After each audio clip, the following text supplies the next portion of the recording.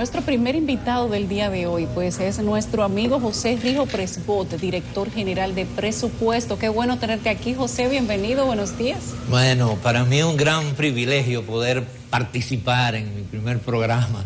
No todos los días uno entrevista a los amigos. Yulisa, Nelson, Catherine, de verdad, un placer. Bueno, como estamos entre amigos, vamos a entrar en confianza.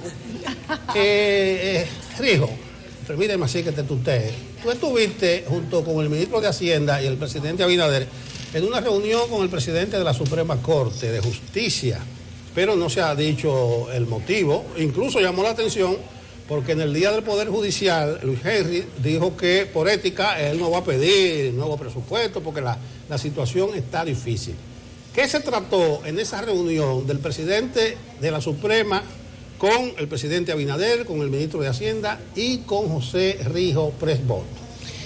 Bueno, como fue una reunión del presidente de la República y el presidente de la Suprema Corte de Justicia, no nos corresponde a nosotros dar a conocer lo que allí se trató. Pero es una relación de cordialidad y de búsqueda de fue una visita de cortesía, pero entre cuarto bate. Necesita el pitcher. Bueno, sigue el misterio, no ha habido transparencia en esta reunión. A mucha gente le ha llamado la atención. Presidente de la Suprema Corte de Justicia y del Consejo del Poder Judicial. O sea, que no es poca cosa, pero ni modo. Gracias, Rijo, queríamos aprovechar la confianza y hacerte la pregunta. Okay. Pero tenemos que guardarla. Bueno, sigue el secreto de la reunión. Entremos en materia entonces. Chicas. Señor Rijo Presbot, gracias por estar acá. Buenos días, para nosotros es un gusto saludarlo. Y tenerlo, como dice Nelson y Yulisa, bueno, estamos en esta conversación entre amigos. Arrancó el temido para muchos, esperado por otros, 2021. Hay, por supuesto, preocupación por los efectos de la pandemia. Sin embargo, la última reunión de las autoridades económicas de la República Dominicana ha mostrado un panorama optimista. A inicios de esta semana nosotros tuvimos acá al ministro de Economía, Miguel Seara Hatton. Particularmente, yo no sé si usted vio esa entrevista, pero yo no noté al ministro tan optimista como esa reunión. Me refiero, por supuesto, a los datos que han revelado ustedes sobre la mejoría en la calidad del gasto, el tema de la reducción del déficit, en fin. ¿Cuál es realmente el sentimiento del gobierno con relación a este año? ¿Optimismo, pesimismo y fundamentado en qué?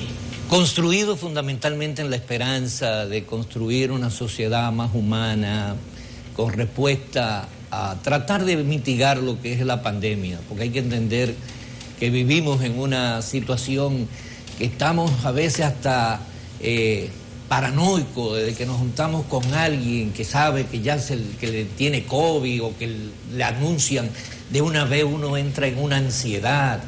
Y eso tiene que ser corregido a partir de voluntad política. En la reunión que a usted aluce, nosotros pudimos demostrar que el gobierno hizo un gran esfuerzo por reducir el déficit fiscal del año 2020, para entrar en el 2021 con un poquito de más holgura desde el punto de vista de la aplicación de políticas públicas que vayan en solución a los problemas. Y es bueno decir aquí que, miren, nosotros llegamos el 16 de agosto y encontramos una ley de presupuesto aprobada por el gobierno anterior que rondaba los 908 mil millones de pesos, pero que sin embargo no había contemplado de julio a diciembre todos los programas sociales de asistencia como Quédate en Casa, el PATI y FASE. Y tuvimos que, en 5 días prácticamente, elaborar un presupuesto que calculamos que se iba a incrementar los gastos en 122 mil millones de pesos para cubrir 89 mil millones que tenía que ver con estos programas sociales, más unos 15 mil millones adicionales para la salud, para poder tener las pruebas PCR, para poder nombrar una cantidad de médicos, enfermeras, mejorar, crear los incentivos de labor humanitaria, tanto para los policías, militares y los trabajadores de la salud. Y sin embargo, nosotros que creíamos que teníamos que incrementar en 122 mil millones de pesos el gasto, solamente lo incrementamos con relación al presupuesto que dejó el gobierno pasado en 72 mil millones de pesos.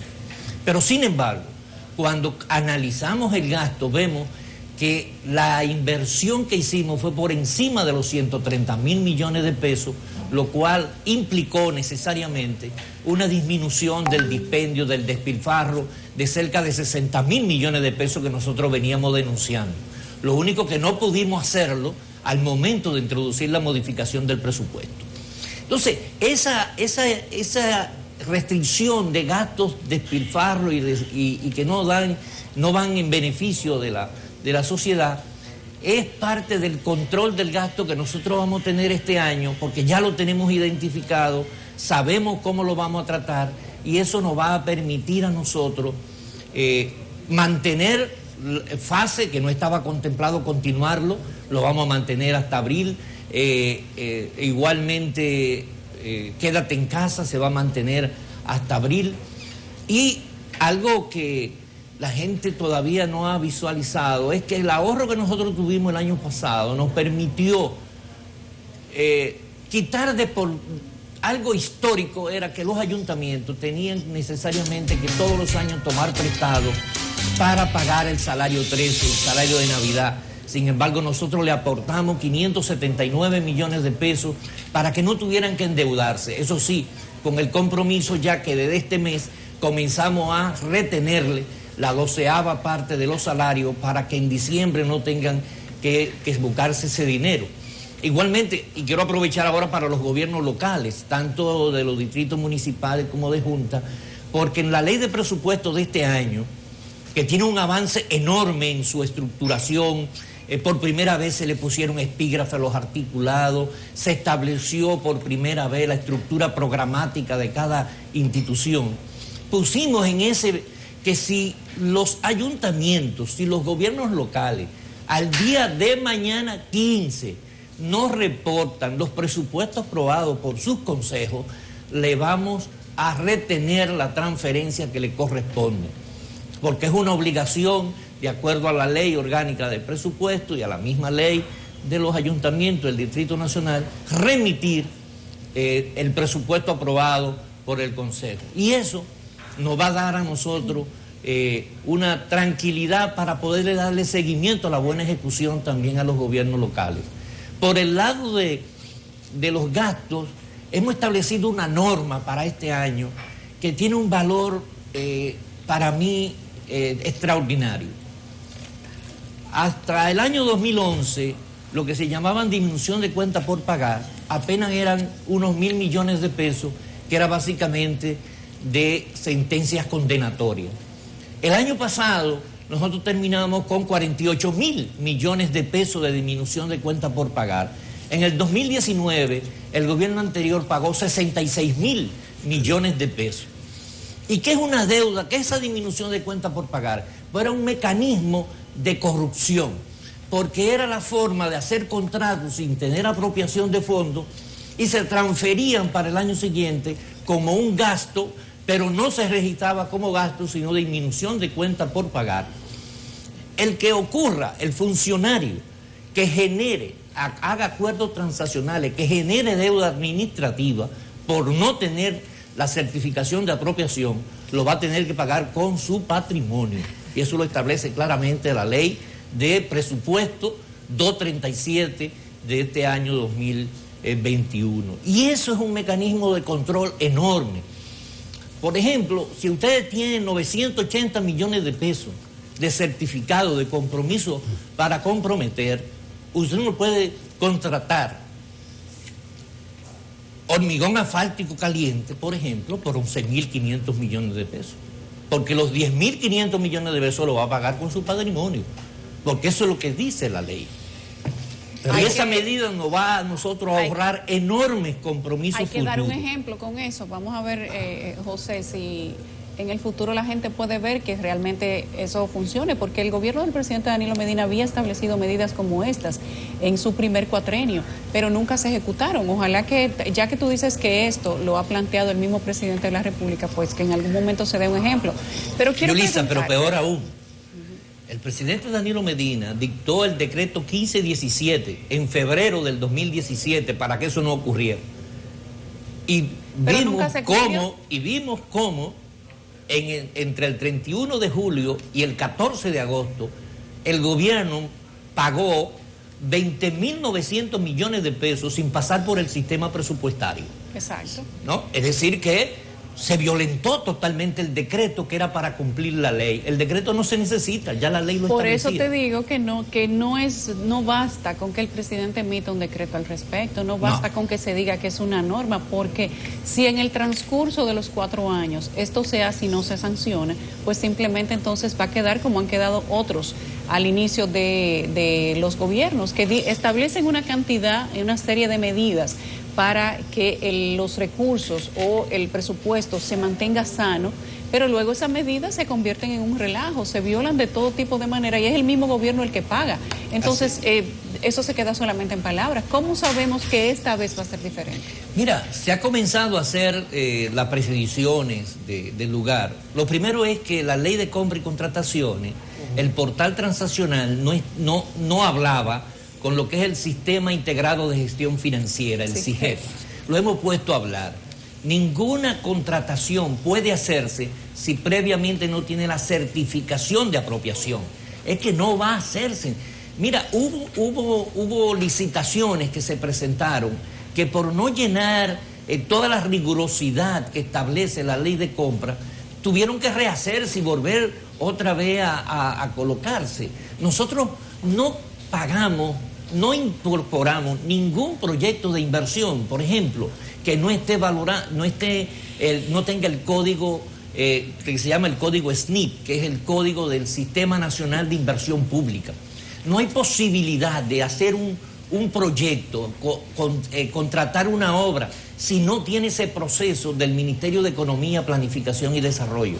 Y esto es hacer cumplir la ley y que los procedimientos y las normas, los órganos rectores, como en el caso nuestro, por ejemplo, de gasto, la responsabilidad nuestra es la política de gasto, pues estamos siendo muy rigurosos al momento.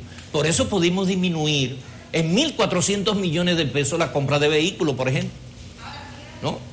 1.400 millones de pesos menos en compra de vehículos porque no lo autorizamos. Si desde la Dirección General de Presupuesto no se autoriza porque ese bien no tiene presupuesto, el sistema no lo procesa, no se puede hacer una licitación.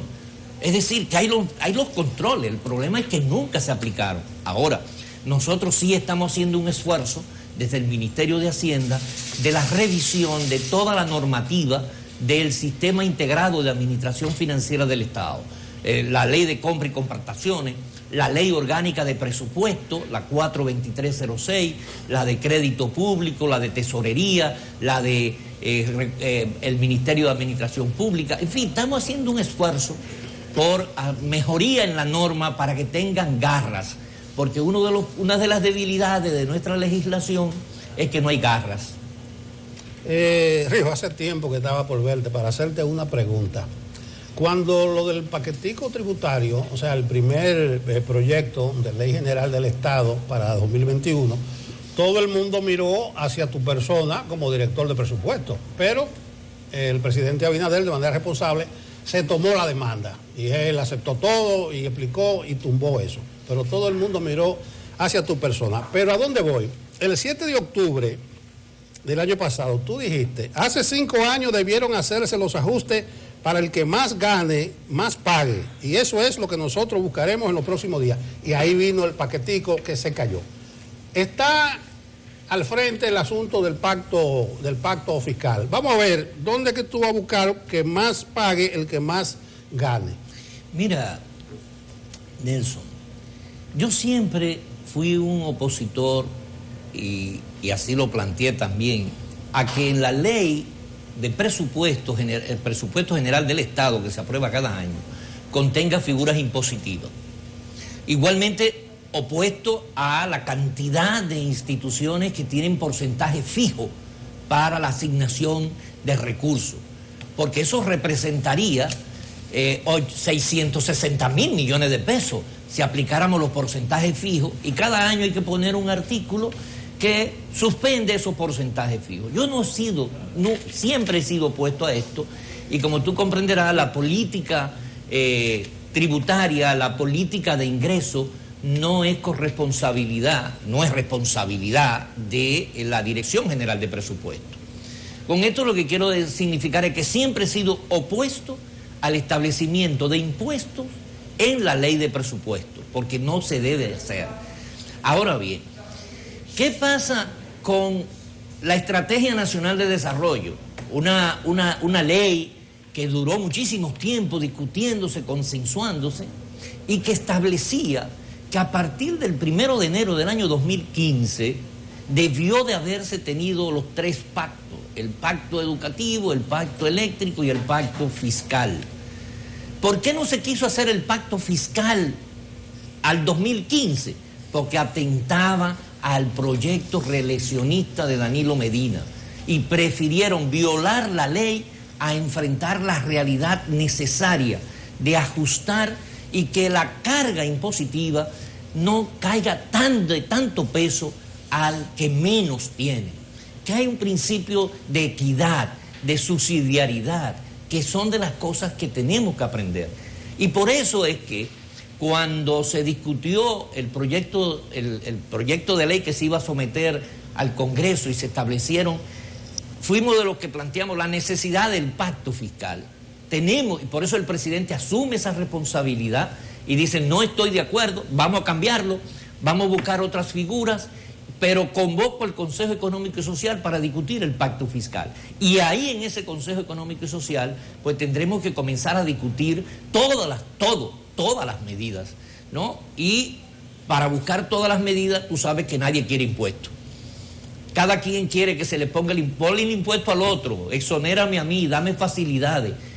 Todo el pacto fiscal conlleva, primero, la racionalización del gasto, es decir, mejoría del gasto, calidad del gasto, que es lo que nosotros estamos tratando de demostrarle a la población, que con poco podemos hacer mucho. Yo los invito para que ustedes vean que con una asignación como de 18 o 20 millones de pesos al año, el Hospital Santo Socorro, yo creo que ustedes lo visiten para que ustedes vean lo que ha hecho ahí la doctora Mabel Jones.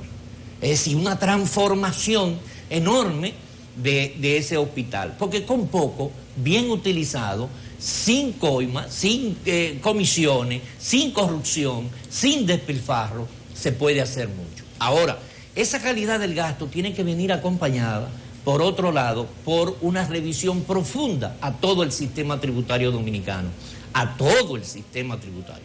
Y eso, indudablemente, que será tema de discusión en el Consejo Económico y Social, y desde la posición del gobierno plantearemos las medidas que nosotros entendamos que más conviene, porque hay que entender si se necesita o no el pacto fiscal. Hay que entender que este año nosotros vamos a tener un estimado de ingresos duro, digamos así, por impuestos a través de renta de la DGI y DGA, de 628 mil millones de pesos. Y si nosotros calculamos que solamente en educación, para cumplir el 4%, necesitamos 194 mil millones de pesos, que para salud necesitamos 107 mil millones de pesos, que nos va a permitir llevarle un seguro subsidiado de salud a 5,5 millones de dominicanos. Señores, hay que entender que un país que venía creciendo con 6-7%, la mitad de la población no pueda pagar un seguro de salud, indica la desigualdad enorme que ha creado este modelo que teníamos en este país, que por lo tanto tiene que ser transformado. Pero además de esos 107 mil, necesitamos pagar 185 mil millones de pesos solo de intereses de esa deuda que nosotros veníamos diciendo que era irresponsable. Y de la deuda, alrededor de 146 mil millones de pesos. Es decir, que en esos 4 renglones se nos van 633 mil millones de pesos. O sea que la reforma fiscal va o va. Es que tiene que ir. Es que no es una opción. Tú dijiste hace un momento, primero hay que valorar si debe ir vale la o pena no, o no, si vale la pena. Pero con todo lo que has dicho, no hay que valorar nada. Estás por lo menos en tu opinión. Claro, estás asumiendo que es sine qua non, vamos a tener... Para poder disminuir el déficit, es decir, poder disminuir la necesidad de financiamiento, nosotros tenemos necesariamente que hacer ese pacto fiscal para que el presupuesto del año 2022, porque sería para aplicarse en el 2022, y de ahí la urgencia que tiene que trabajarse estos temas, porque de acuerdo a la ley, al 30 de junio se le debe de presentar al Consejo de Ministros la política presupuestaria y las proyecciones macroeconómicas para el año 2022. Y que en la primera semana de julio el presidente tiene que convocar al Consejo de Ministros para discutir esa política presupuestaria, que no se había hecho nunca, nunca. Sin embargo, el presidente de la República, tanto para el proyecto de modificación como para el proyecto de ley del 2021, convocó previamente al Consejo de Ministros para discutir la política presupuestaria y para discutir el Plan Nacional Plurianual. José, dos cositas. Quiero saber si el pacto fiscal va antes o después de que al país se le dé un detalle de cuáles van a ser los ahorros en gastos que va a establecer el gobierno. Y quiero saber cómo está lo de los papeles de deuda, de nueva emisión de deuda que se ha mencionado esta semana. Mira, con relación a en qué se va, nosotros lo vamos demostrando. En 4 meses, cuando comparamos los 4 meses pasados, de septiembre a diciembre, a los 4 meses de septiembre a diciembre del 2019, nosotros tuvimos ahorro de 1.500 millones de pesos en publicidad, en propaganda. Tuvimos una economía de más de 3.600 millones de pesos en nominilla que distribuimos. Más de 1.900 millones de pesos en contrataciones sin valoración. Unos 1.500 millones de pesos menos en compra de automóviles y vehículos y jipetas. Unos 700 millones de pesos menos en eventos generales, en festividades, en cherchas, ¿no? Es decir, hemos ido demostrando que el gasto se está eficientizando, se está llevando donde se necesita. Invertimos 2.000 millones de pesos al final de año para incorporar 2 millones de dominicanos que no tenían el servicio de salud, y lo incorporamos para llegar a 5,5 millones para este año. Eso representa 17.000 millones de pesos. Igualmente incrementamos en 10.000 millones de pesos al Ministerio de Educación. Pero las nóminas siguen subiendo, las nóminas del Estado suben inclusive más que como la dejó el presidente Medina. Bien, aquí viene otro asunto muy discutido. Vamos a ver. Las nóminas que se establecían en los portales no eran las nóminas reales. No. No.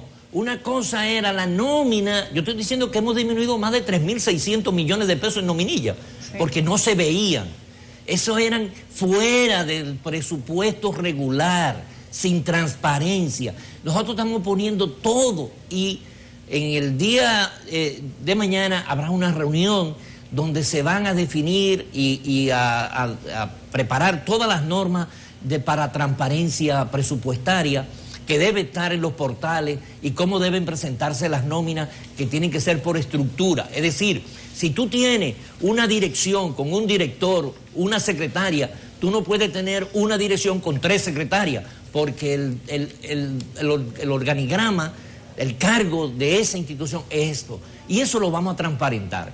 Ahora, ¿qué ha pasado? Que hemos encontrado unas distorsiones tan grandes por la discrecionalidad con que se manejaba el Estado, que si esta secretaria es amiga mía, es la que yo llevé, le pongo 70.000 pesos. Y sin embargo, la que real y efectivamente hace el trabajo está ganando 14.000, 15.000 pesos.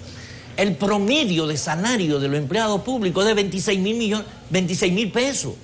Y eso había que hacer una necesidad de reajuste salarial. Por ejemplo, en la Dirección General de Presupuesto, los analistas 1 de presupuesto, con maestría, ganaban 40.000, 45.000 pesos. ¿Y qué pasa? Se quieren ir de la institución, no le da estabilidad. Entonces tuvimos que llevarlo a la escala mínima que tiene aprobada desde el 2018.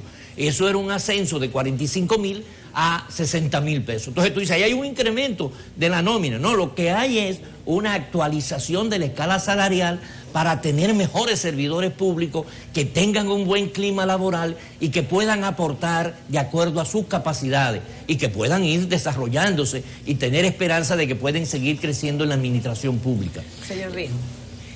Acá estuvo Juan Ariel Jiménez. Dijo que el gobierno tuvo un error en la estimación de los ingresos, que no habían podido gastar 1.400 millones de pesos, casi que por un tema de ineficiencia.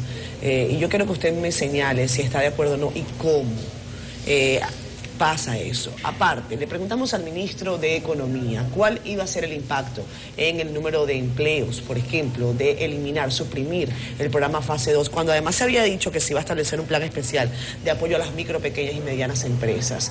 ¿Cuál es el impacto que va a tener suprimir Fase 2, no solamente en números, sino también en empleos, según sus estimaciones? Lo primero es que yo lamento profundamente que la gente tenga tan mala memoria, porque el gobierno, donde ese ministro de Economía era el responsable de que todo proyecto de inversión tuviera código SNIP, ¿cómo era posible que se pagaran 20.000 millones de pesos sin código SNIP?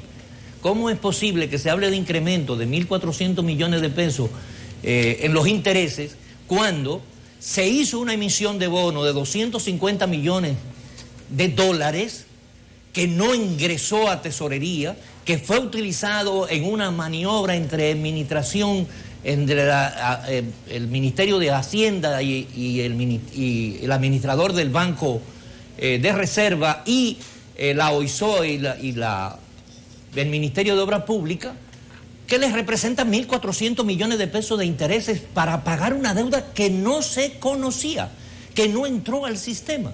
¿Cómo es posible que él hable de incremento de los intereses cuando el presupuesto original que ellos presentaron era de 150.000 millones de pesos de intereses y sin embargo el que presentaron en junio y aprobaron fue de 163.000 millones de pesos? Es decir, ellos incrementaron los intereses de enero a junio en 13.000 millones de pesos, más 4.000 millones que no estaban contemplados, que se pagaron por el Banco de Reserva, más los 1.400 que generan los 250 millones de dólares que emitieron para pagar deuda no conocida, no fundamentada, que no pasaron por Contraloría. Por Dios, hay que tener poca vergüenza para hablar en los términos que se hablan en esas discusiones. Y el impacto, indudablemente, que el impacto estamos tratando de que, apurando la vacuna para ver cómo la economía no la cerramos tanto. Ahora, el no cerrar, el abrir mucho hace daño, el cerrar mucho hace daño. Es un problema de buscar el equilibrio y de que la sociedad entendamos todo, que es una corresponsabilidad social lo que tenemos ahora mismo ante esta pandemia. Bueno, gracias, José Rijo. Ese equilibrio es una trampa casi, un dolor de cabeza. Esperamos que el gobierno lo encuentre. Rijo, eres bueno, muy bueno en las matemáticas. Por eso es la grave responsabilidad, porque tú fuiste uno de los más aventajados críticos de la gestión anterior. Esperamos que los números te cuadren al final. No, pero peor aún te digo que terminamos. ¿Tú sabes con qué terminamos el 27 de diciembre? Ya terminamos, Rijo. Con un gran ataque cibernético a la institución. Y todavía no hemos podido salir de él. Bueno, gracias, José Rijo. Un placer tenerte por aquí. Date tu vueltecita de vez en cuando. Cuando estoy a la disposición. No, te está cotizando caro. Cuidándome. A la pausa.